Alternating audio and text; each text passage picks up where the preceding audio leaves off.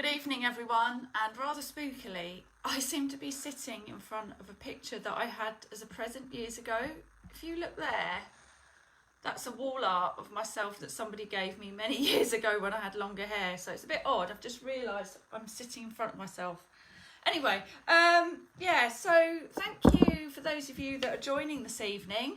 My name's Sarah. I'm a career leadership and self-leadership expert. I call that inside-out leadership, which means being the pilot, not the passenger in your own life, being the master of your own destiny, and learning to ride the waves along the way, because life is not a straight line.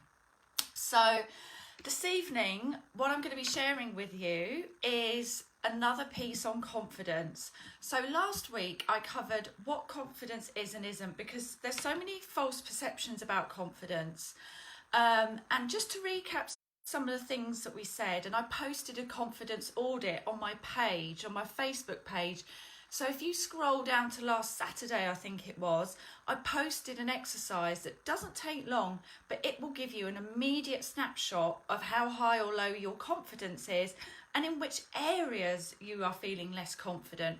Because for me, confidence is something that is situation specific, and it's not fixed and it's not finite. It is something that can ebb and flow. And just to share a personal example, when I used to do lots of scuba diving, and I was doing quite extreme scuba diving, I used to do a lot of practice, but I had a spate where I just wasn't on my game at all, and I had some really challenging, difficult dives, and obviously diving very deep underwater is quite dangerous. So that sort of did knock my confidence a little bit, but I just said to myself, you've done it before, you can do it again, you're a great diver, you've been doing this a long time, you know how everything works. And I chose to take myself to a confined lake with a friend of mine and sometimes with an instructor, and I just practiced and practiced and practiced and practiced. And what happens when we practice something, we develop a muscle memory. Our brain is actually a muscle as well. So when we tell ourselves good things, that's like programming that computer. So it is like going to the gym or developing that instinct, that muscle memory, or rebuilding it back up after a knockback. Hi Julie, nice to see you. So yeah, so it's not fixed and finite. Things can knock us off track a bit. So let's think about this. Yeah, so where was I getting to? Just seeing a few people join. Thank you for joining. It is a skill set. It applies to situations, and I shared the confidence audit last week, okay? And, you know, if you are worried, about not feeling confident, don't worry. It's really common. It doesn't matter whether somebody is coming to me for coaching or development on their career. Perhaps they want to set up a new business. Perhaps their just mindset's not in the right place. I would bet, you know, every time I speak to someone, there is something that they're not so confident in. And I think we have to be careful with this idea that some people are born confident. I think some people are given the tools and the attitude of confidence when they're younger. So if they've had good, you know, confident parents, confident role models, been around people that show them this is how you do this, this and this, they've just been exposed to different things than some other people have. So that definitely does help. But naturally, we're not all born with confidence, and we're not confident in every single situation. You might be more confident in one area than another, and I gave some tips last week about how you can apply confidence in one area to confidence in another. So I'm going to reel off some names now of people that you may well consider to be very confident, and in fact are very public about the fact that they're not so confident. Marilyn Monroe. So she did have moments of going up and down, as you know, but looks like a very accomplished performer. Suffered with confidence. Oprah Winfrey suffered with confidence issues. Hilary Swank, she's an Oscar nominated actress. Angelina Jolie, Russell Brand, Jennifer Lopez, that really surprised me. Jennifer Lopez, Demi Lovato, Emma Watson, Chris Pratt, who's in Guardians of the Galaxy. And it's quite interesting actually, because a lot of this, when I've been researching this, there's a lot of body issues associated with confidence and lack of acceptance of your body, or, you know, maybe not knowing how, if you want to improve your shape, what you do about it. But Chris Pratt is very open for a guy about how he's eaten and used food to comfort himself, and that he says that's a lack of confidence, which is, you know, as I mentioned, confidence is about the belief in yourself, your self-esteem, and your belief that even though you might not know how to do something, but ultimately you've got the capabilities and attributes to learn how to do something. And another one, Nicole Scherzinger, I mean, you know, she seems very, very confident, but a lot of these people aren't. And I'm going to share some of the things that they shared with me. So some people are confident, I think, because of their upbringing. They've been around positive people, positive role models that tell them this is possible, that is possible, etc., etc. Now, there's also a danger in the message of believing that absolutely everything is possible. And that might sound strange coming from a coach, but sometimes we do have to take into fact that if we're striving for something, and if we're striving a bit higher, by definition, we're probably going to enter and hit some roadblocks or some speed bumps. And they're not bad things sometimes. They're designed to help us learn, maybe slow down, maybe think about, is this the right approach? Maybe think about, how committed am I to this path? So these little blips are not always a bad thing, and it's not always healthy to believe that everything's going to go my way without any hitches. I think we have to be realistic, whether you're spiritual, whether you're a positive thinker.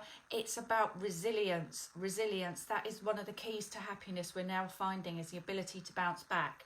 So, you know, being around positive role models, great. Listening to positive messages, being around people that lift you up rather than build you down. And that's what's great about coaching, because when you have a coach or a mentor or somebody that you really trust, that person is not supposed to judge you. My job is to listen, help, guide, unlock mindsets, push you in the right direction, challenge you in an appropriate way where needs be, but to be neutral. The problem is sometimes we tell people our goals and our dreams, and they're like, well, what are you doing that for? Which probably says more about them than it does about you. So choose your company carefully. Be around people that are reinforcing people, you know, so think about that. So these, it's all, you know, like who you spend your time with, and the practices that you undertake to build your confidence if that's what's needed. So let's get a bit more into these. Remember what I said last week, confident people aren't always worried about what's going on for me, I'm feeling like this, oh my goodness. And if you are feeling like that, then obviously you might want to get some help on that if it's limiting you, limiting your goals, limiting your life. External focus means I'm going to focus on, you know, I can manage myself, I can master myself. I'm focusing on the outside world. I'm focusing on the people out there. I'm focused on, how are you doing? How are you getting on? The easiest way to stop that chattering sometimes when you're out, perhaps you're networking and you feel obvious, is to focus on other people. How can you help them? You know, or what questions can you ask about them? Show interest. So try and adopt an external focus. Get away from this chattering voice for a little bit. Empowering self-talk. Really interesting. When I was reading about Jennifer Lopez, I mean, my goodness, who, if you know, in my mind is like one of the most beautiful women in the world, very talented in terms of all the different areas of her life. She had really struggled with confidence, and she had times in her career where she was like, God, you know, what is happening with my music? And she used positive self-talk. She kept saying to herself, I'm great at this stuff. I'm going to have another hit record. I'm great at this stuff.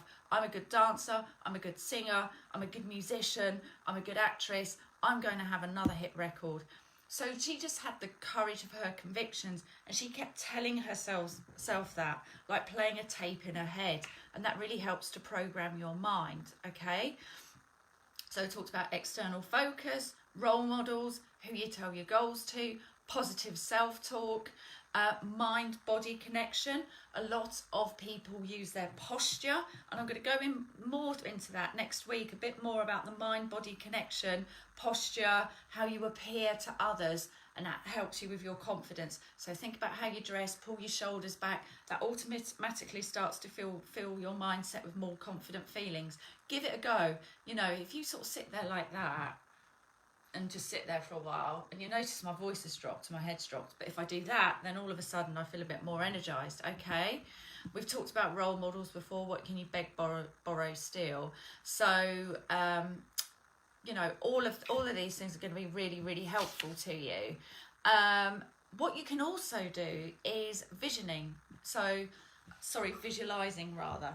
So it's a really handy technique to be able to visualize a goal, something you would like to be more confident in, and think about the different steps that you're going to take to achieve that goal. Now, athletes use this a lot. There's so much science about the benefits of visualization, because basically our mind doesn't know, our brain doesn't know if what we're telling them is the truth, telling it is the truth or not, which might sound weird, but it's true. So if we tell ourselves, oh, I'm not very confident, our brain says, you're not very confident. Right, okay. And thoughts are like magnets. The more we think in a certain way, the more we attract those similar thoughts.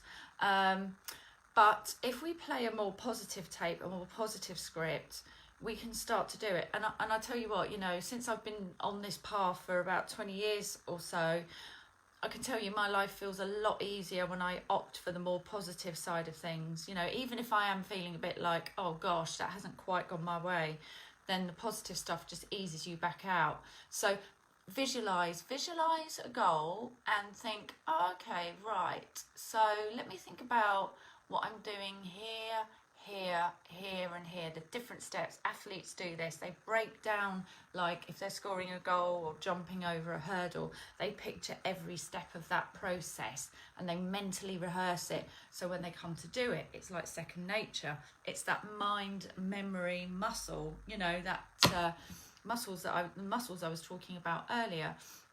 So you could start to plot this down, you know, write it down as well, you know, write it as though you're starring in your own movie.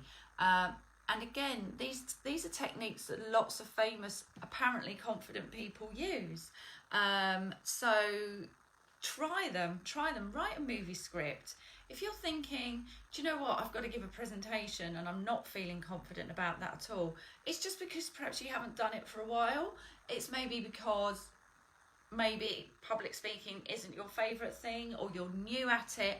But once you start doing it and get into the habit of it, you'll probably start enjoying it a bit more. So write down a script and sort of almost like, say, I don't know, Sarah entered the room and she felt the immediate approval of the people in the room, and she felt really confident, and she could tell she felt confident because this is what she was doing, this is what she was wearing, this is what she was saying. So you can visualize it, or you can write it as a script in your book. You can write it first as though it's somebody else writing, like Sarah. So I could write, Sarah did this, Sarah did that, and then eventually you can write it as, I am doing this, I'm doing this, I see this, I see this. And maybe that could be the script for your mind movie. So visualization is massively important. There's so much science behind how it helps people, and visualizing your goals. And a lot of people say, oh, I'm not a visual person. But actually, most human beings are. We all have different preferences about how we process information, whether we like, you know, to hear stuff, read stuff, blah, blah, blah. We're all a bit of a combination, and most human beings' primary sense is visual, because don't forget, we had to watch out for dinosaurs and saber-toothed tigers in the sort of prehistoric times. So we are visual creatures. So use that skill to its best asset, and, you know, really get into it. And I mean, it's lovely. It's really nice. What a great treat to give yourself, just to stop and relax, close your eyes, sit in the garden if it's nice and hot, and just sit there and just visualize and play a mind movie and see what's happening, what you're doing. And it is like riding a bike. Like a lot of these things, the more you do it, the more you'll get into the zone. Hi Ashley, nice to see you. The more you do it, it is like playing a movie in your mind, and the more you will get into it, okay? So from describing some of those famous people who seem to be born confident and who aren't, because it's a skill set, it's learned. Luckily, you know, for some of us, we've had positive role models growing up, but it depends on the situation about how confident we are. You know, things could have happened in life, like, I don't know, we split up with a partner, or lost our job, or something's just not going right at work, and it can dent and flex our confidence. But confidence means having the ability to know we're going to step back up. So I would say commit. If you're feeling like this is something that you have trouble with, then do have a look at the confidence audit, which is like a little checklist. It doesn't take long at all. It was on my page last Saturday, and just go through it and think, right, okay, are there situations where I'm not feeling so confident, and commit to like a daily practice, even if it's something simple to start with, a daily practice and habit that can help you bust that area where you feel less confident. So, for example, if it was public speaking or presenting, adopt a flexible mindset, not a, oh, why do I feel so nervous about this? Why are other people so good at it? Forget it, forget that. Think about, okay, what can I do? How can I do it? And start to, you know, have a look at what's come up when you do the audit, or maybe just go through the last few months in your life and think, where did I feel confident? Where did I feel confident? And how could I do that differently?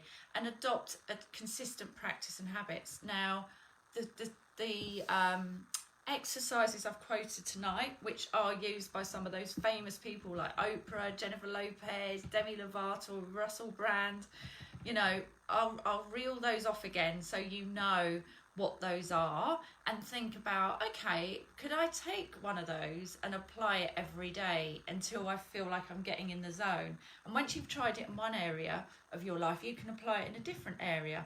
But sorry, to get back to the thing about public speaking or giving a presentation, think about, okay, right, so how do I want to feel? What do I want to happen? What do I want? Okay, so I want this. So brainstorm some solutions. Think, hi Toby, nice to see you. How's it in Manchester? You're in Manchester, aren't you? It's absolutely boiling down here. It's unbelievable. I can't wait to sit in the garden. Unfortunately, I've got to mow the grass first because it's getting a bit out of hand. But anyway, nice to see you. Where did I get to? Yes, think about, okay, right, if this is something I'm feeling less confident in, what resources do I need? Okay, and by resources, that might be, do you know what? My friend's a really good speaker. I'm going to speak to them and see if I can sort of learn something from them. Or it could be, I really feel that I need some training about how to hone my story, how to present myself on the stage. Or it might be, do you know what? I'm going to look at the TEDx speakers and see what they do and how they inspire audiences. Or I'm going to get a book. There's a really good book about if speaking is a thing you're worried about how to speak like a TEDx speaker, and there's a number of different points. If you look at this, how they brand, the slides they use, you might decide, oh, I'm going to buy that book and learn from the experts. It might be that you decide to identify a role model, either somebody famous or somebody not famous. Oh, it's great. Oh, that's nice to hear. Somebody famous or not famous, and decide to have a look at them, what they do, and beg, borrow and steal, like I said last week. Have a look at also, when I talked about the mind-body connection, when I talked about posture, how you dress, really think about that. Think about, do you know what, when I felt confident in this situation, what was I wearing? What was I doing? You know, how was I interacting with other people?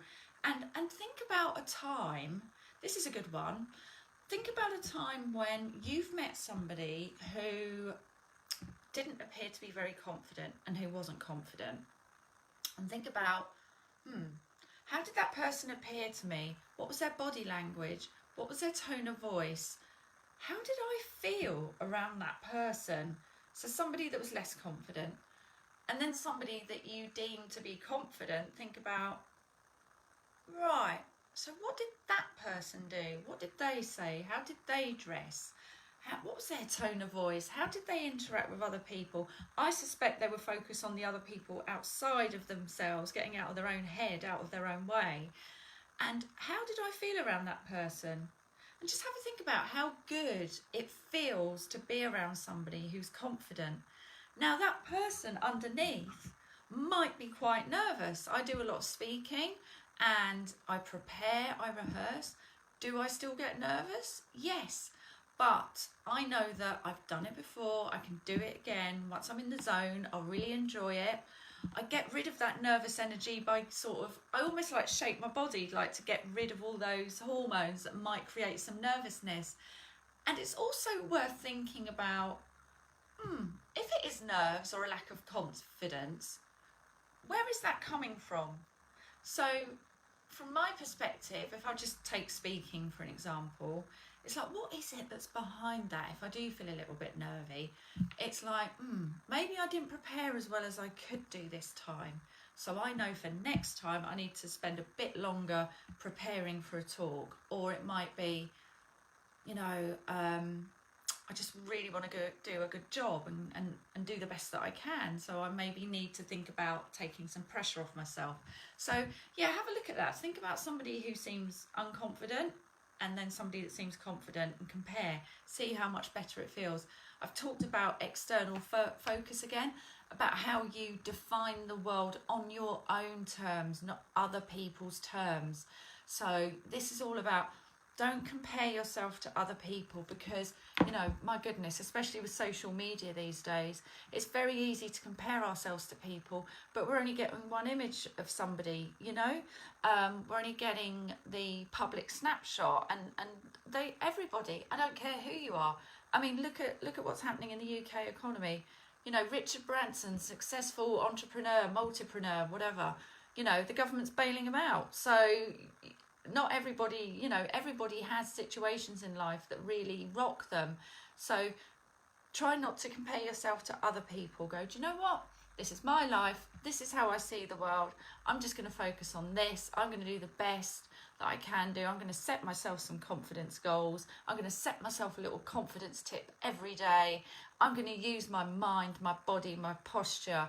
I am going to visualize, as I mentioned, visualize and picture it like a movie going through your mind. Visualize the thing that I'm doing getting really well. And when you visualize it, try and really get into the zone of it, as in, I'm really feeling this now. Oh, wow, yeah. Oh, great. Yeah, I feel, do you know what I mean? Because it is all the mind and the body working together.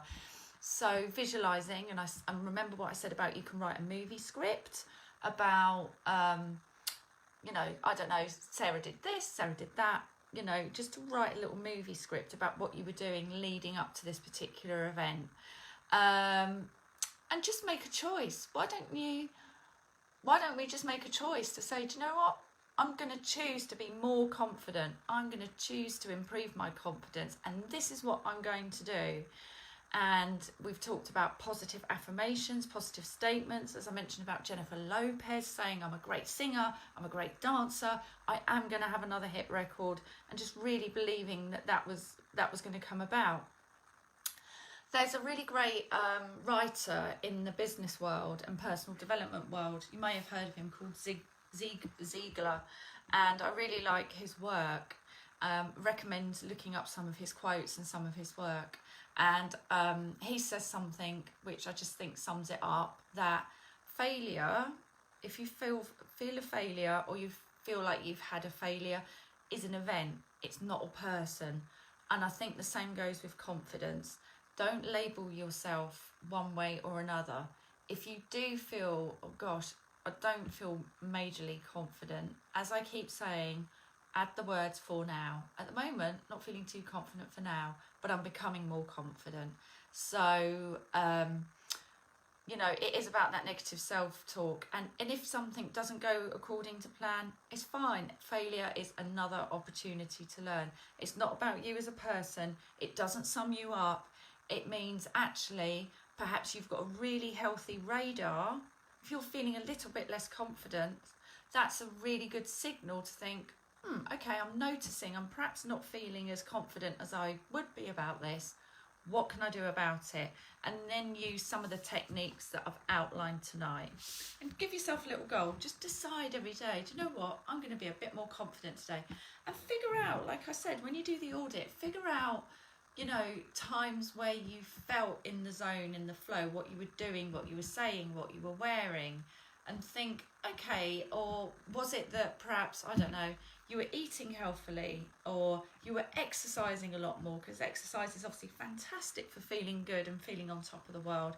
So I know that, I'm not like a natural runner as such, but, it's not something I've competed in, but I know when I go out for a run or a jog, it's just like, I just feel better about myself. So you'll have things like that you do, whether it's meditation, writing a diary, you know, you'll have things that you do that do make you feel more confident, okay? So just in summary, confidence isn't, you know, it's a skill set. It can ebb and flow, as I mentioned before. I've got a confidence audit, which is on this page, which you can download. If you can't download it, give me a shout and I'll send you a copy. That might give you a little confidence goal you can start working on. Remember to surround yourself with positive people that bring you up. Look back through your life and think, well, how positive were my role models? You know, and if you've got some positive role models, what you liked about them.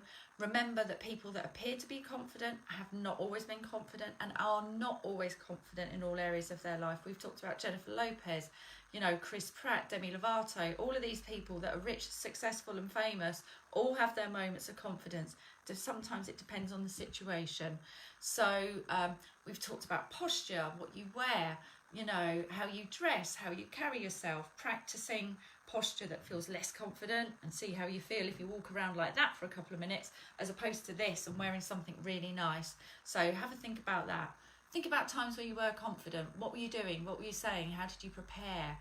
Play yourself that little visualization, that mind movie. Get into the habit of doing it. It's like anything. It might feel weird at first, but after a while it will start to feel like second nature.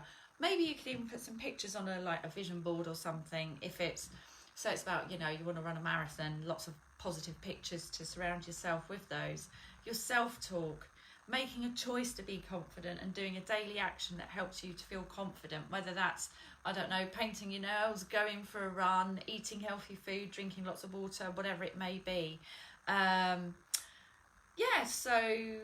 What else did I say? Writing down a movie script as well. So and just telling yourself, I am going to do this, I am going to do this. Positive self-talk.